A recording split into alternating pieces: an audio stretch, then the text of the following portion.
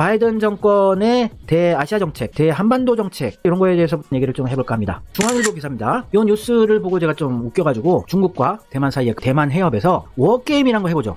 컴퓨터를 통해서 모의 전쟁을 해보는 겁니다. 올해인데 미군이 패배를 했다. 중국이 대만 해협에서 군사 행동에 나서는 것을 가정한 워게임에서 미국이 자주 패배하는 것으로 나타났다고 보도했다. 중국의 군사력 증강이 상당한 수준이며 미군이 대만을 방어할 수 있는지에 대한 의구심을 불러일으키고 있다는 지적이다. 대만 공군은 몇 분 만에 전멸하고 태평양 지역의 미국 공군 기지들이 공격받으며 미국의 전함과 전투기는 중국의 장거리 미사일에 의해 저지된다고 설명했습니다. 생각해보세요. 크게 넓게 멀리 미국이 천조국이라고 하는 나라죠. 매년 국방비로 1000조 이상을 쓴다고 해서 천조국이에요. 우리나라 국방비 1년에 50조 좀 넘는 수준입니다. 일본도 50조 좀 후반대 쓰는 거고 미국이 1000조 상대가 안 되는 엄청난 군사력을 보유한 게 미국입니다. 어떤 나라도 미국과 맞짱 뜰 나라가 없어요. 지금은 항모 전단이라고 하는데 항공모함과 함께 다니는 팀이죠. 이런 전투기, 이지스함, 구축함 가지각색으로 있는데 미국이 이런 항모 전단을 11개 가지고 있습니다. 11개. 또 세계 최강의 전투기 F-22 랩터라고 있죠.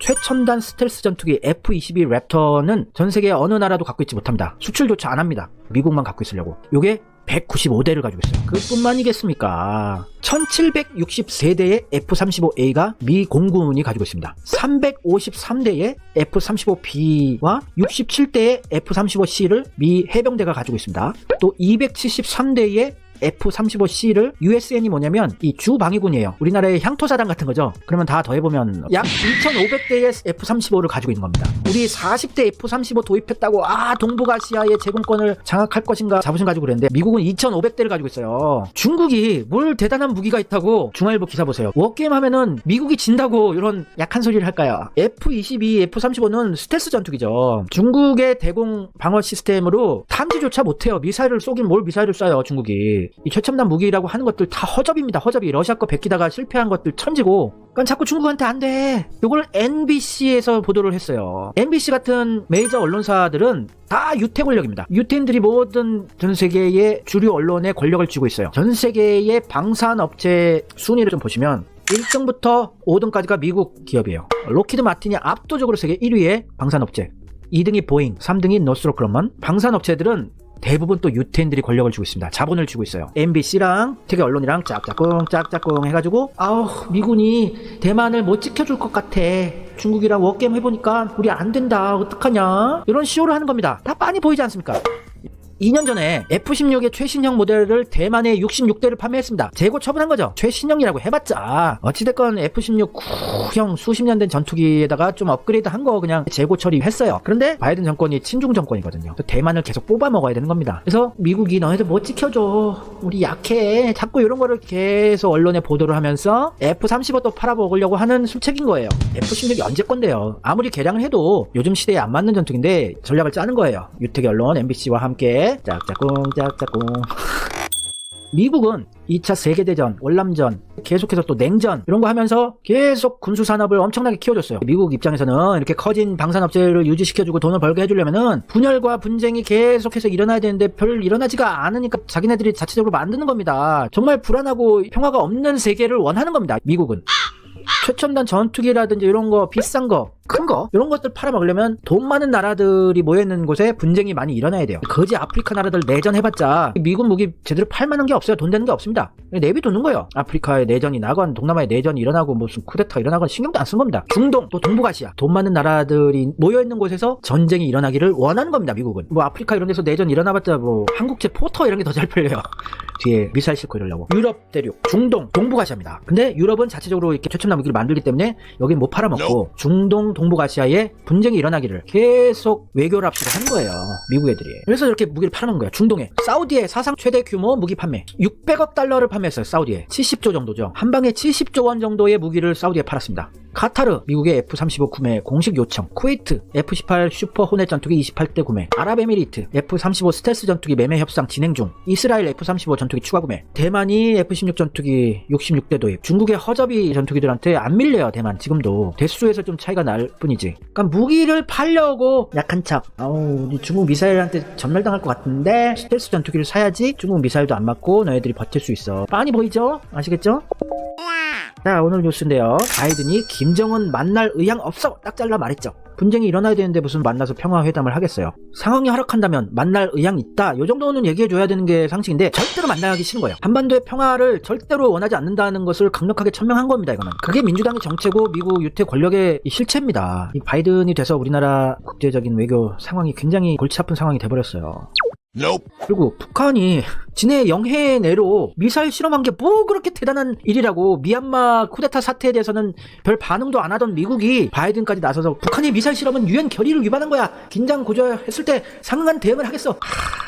신난 거예요, 얘들은. 아우, 드디어 이제 한반도 동북아에 긴장이 이제 조성되는구나, 아싸라비아예요. 그러니까 이렇게 신속하게 대응을 하고 반응을 하는 거죠. 실험을 하건 말건 이 거지나라 북한에서 지네 영해에 미사일 쏘고 실험한 거 이 세계 초강대국 미국이 무슨 상관입니까? 이렇게 난리를 칠 일은 아니죠. 북한이 이럴수록 자제하고 조용히 있어줘야 됩니다. 넘어가면 안 돼요. 그리고 넘어가면은 한반도가 다시 위기 상황으로 돌변하는 겁니다.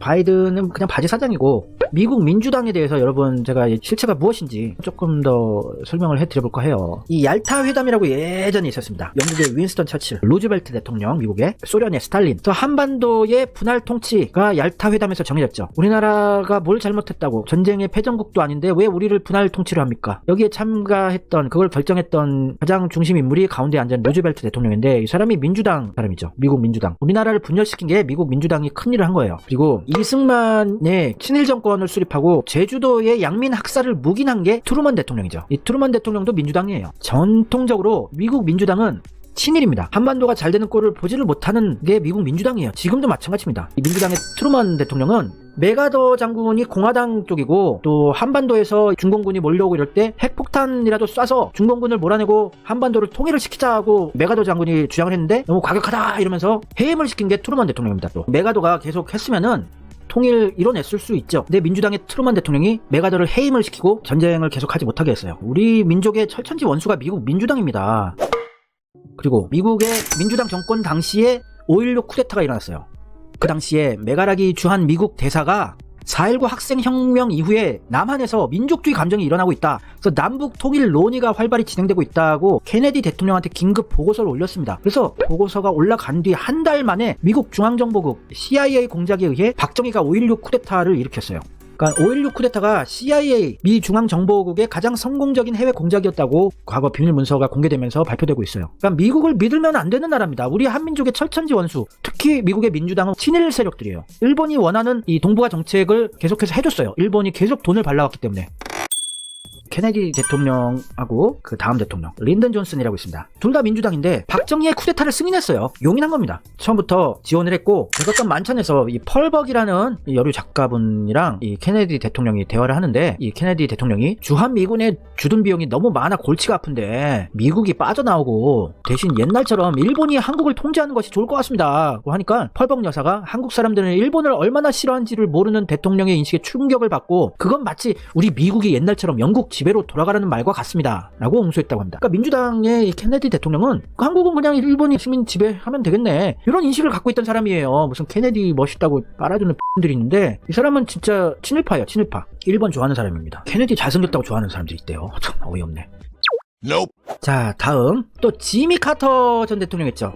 대표적인 친일파입니다. 완전 일본 미국 대통령. 이 사람이 한 업적 중에 하나가 전두환의 쿠데타를 승인한 게 지미 카터예요. 우리나라가 민주화되고 깨어나고 민족주의 정신이 강해지고 통일을 하자, 이런 거를 싫어하는 게 미국 민주당이에요. 역사적으로 계속해서 지금까지 변함없이 우리나라가 분열되어 있기만을 원하는 게 미국 민주당의 정책입니다. 아우 열받아.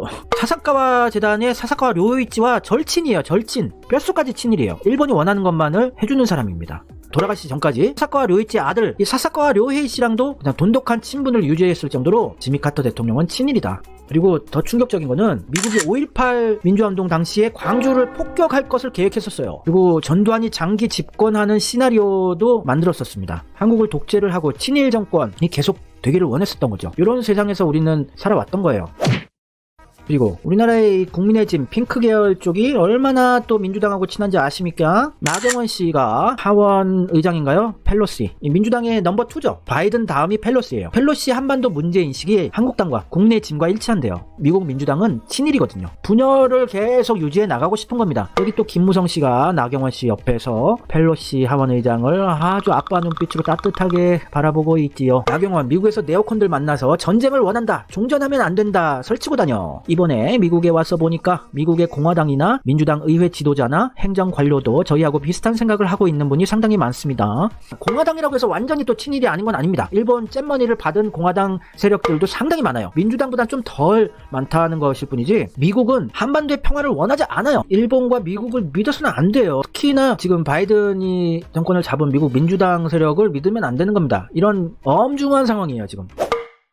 또 오바마 대통령이 지소미아 합의를 강요했죠. 박근혜 정권 때. 그래서 일본하고 이제 한패가 되라. 그래서 북한, 중국과 분쟁을 계속하고 긴장관계를 계속 한반도에서 유지했으면 좋겠다. 그리고 위안부 합의도 강요했잖아요. 흑인 말만 번드르게 잘해서 저도 속았었죠. 오바마가 정말 민주적인 정치인 줄 알고. 이 사람도 유태 권력의 바지 사장이었을 뿐입니다. 이 오바마 씨의 대한반도 정책의 기조는 strategic patience라고 해서 전략적 인내예요. 전략적 인내라는 거는 그냥 방치해 두겠다예요. 계속 분쟁이 일어나고 긴장관계가 계속 되는 것을 지켜보겠다. 이런 겁니다. 요거를 그대로 계승하는 게 바이든 정권이죠. 트럼프가 그나마 돼서 잠시나마 평화의 불빛을 우리는 봤었지만 한국 외교 전문가가 힐러리가 대통령 되면 북한 침공이 확실했다. 이렇게 증언을 했죠. 미국 민주당은 아우 전쟁이야 몰라 한반도에 전쟁 좀 났으면 좋겠어. 일본한테 돈도 받아 먹었겠다. 한반도에서 전쟁이 일어나면 일본 경제도 좀 살릴 수 있고 일본이 또 미국의 반식민지 상태 아닙니까? 뽑아 먹어야 되는 나라기 때문에 일본이 폭망하는 걸 원하지 않는 게 미국이에요. 뽑아 먹어야 되니까 경제를 다시 살려주고 부흥시켜주고 싶은 마음도 가지고 있는 거예요 미국이. 일본이 과거에 6.25 전쟁으로 인해서 전쟁 특수로 부활하게 된 것처럼 일본이 다시 부활하는 것도 내심 바라고 있는 게 미국 민주당이죠. 일본 경제를 되살릴 방법은 없습니다. 전 세계 천재적인 학자들 수십 명을 모아놔도 일본 경제를 살릴 방안은 없어요. 아무도 일본 경제를 살릴 수 없습니다. 일본이 다시 살아나는 거는 한반도의 전쟁밖에 없는 거예요.